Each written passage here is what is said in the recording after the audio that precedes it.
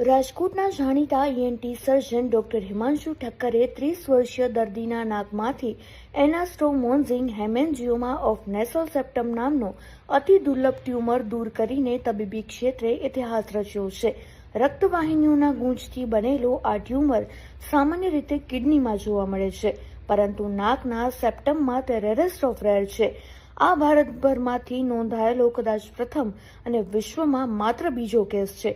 Doctor ઠક્કરે દૂરબીન વડે સફળ operation કરી દર્દીને સંપૂર્ણ સ્વસ્થ કર્યો છે. આ સિદ્ધિ રાજકોટ અને ખાસ કરીને ભારત માટે પણ ગૌરવની વાત છે. મારું નામ ડોક્ટર હિમાંશુ ઠક્કર છે. હું રાજકોટ સ્થિત કાનનાક ગળાના સર્જન તરીકે પ્રેક્ટિસ કરી રહ્યો છું.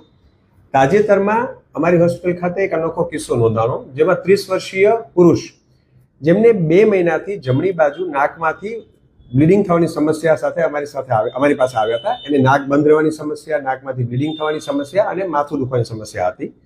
નાકની દૂરબીન વડે તપાસ કરતા એવું માલુમ પડ્યું કે નાકના પડદા ઉપર કંઈક લાલ કલરનું પોલિપ જેવું સ્ટ્રક્ચર, મસા જેવું સ્ટ્રક્ચર હતું. અમે CT scan with contrast study કરાવ્યો અને એમાં જાણવા મળ્યું કે આ એક હિમેન્જિયોમા છે. હિમેન્જિયોમા એટલે લોહીની ગાંઠ.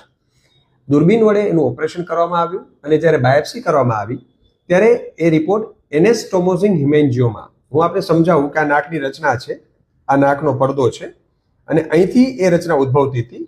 અને આપ જોઈ શકો છો કે આ દર્દીનો સીટી સ્કેન છે કે જેની અંદર આ જે ટ્યુમર છે એ નાકની અંદરથી એના પડદામાંથી ઉદ્ભવે છે, એનાસ્ટોમોઝિંગ હિમેન્જિયોમા.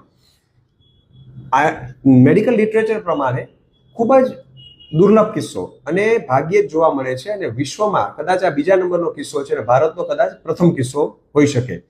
એટલે ખાસ ક્લિનિકલ નિદાન, ડાયગ્નોસિસ અને પરફેક્ટ ઇન્વેસ્ટિગેશન મારફતે આ રેર ટ્યુમરને ડાયગ્નોસ કરવામાં આવ્યું છે અને દર્દી અત્યારે એકદમ સ્વસ્થ છે. Thank you.